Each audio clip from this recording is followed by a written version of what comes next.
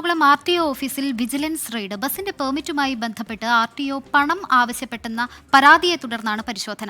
പണം കൈമാറിയ ഏജന്റ് സജിയെ കസ്റ്റഡിയിലെടുത്തിട്ടുണ്ട്. RTOയുടെ ഇടപ്പള്ളിയിലെ വീട്ടിലും പരിശോധന തുടരുകയാണ്. കൊച്ചിയിൽ നിന്ന് ശ്യാംകുമാർ നൽകും വിവരങ്ങൾ. Shyam, good evening.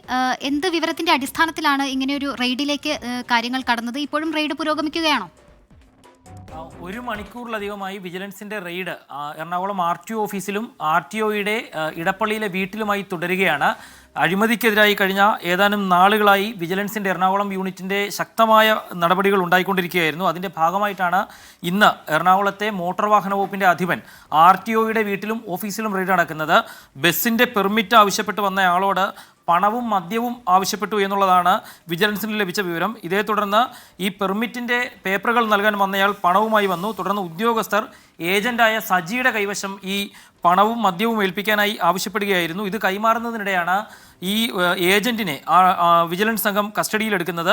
ഇത് RTOയ്ക്ക് നൽകാനാണ് പറഞ്ഞത്. അതിനാണ് താൻ വാങ്ങിയതെന്ന് ഇയാൾ മൊഴിയും നൽകിയിട്ടുണ്ട്. നിലവിൽ ഇയാളെ ഉൾപ്പെടെ RTO ഓഫീസിൽ തടഞ്ഞു വെച്ചാണ് പരിശോധന നടക്കുന്നത്. ഒരേ സമയം RTOയുടെ ഇടപ്പള്ളിയിലെ വീട്ടിലും റെയ്ഡ് നടന്നുകൊണ്ടിരിക്കുകയാണ്. മദ്യക്കുപ്പികളടക്കം 2 മദ്യക്കുപ്പികളടക്കം ഈ റെയ്ഡിൽ കണ്ടെത്തി എന്നുള്ളതാണ് വിജിലൻസിൽ നിന്ന് ലഭിക്കുന്ന വിവരം. ഏതായാലും കർശനമായ ഒരു പരിശോധന നടക്കുന്നു. എറണാകുളം RTO ഒരുപക്ഷെ അറസ്റ്റിലാകാനുള്ള സാധ്യത ഉൾപ്പെടെ തള്ളിക്കളയാൻ സാധിക്കില്ല.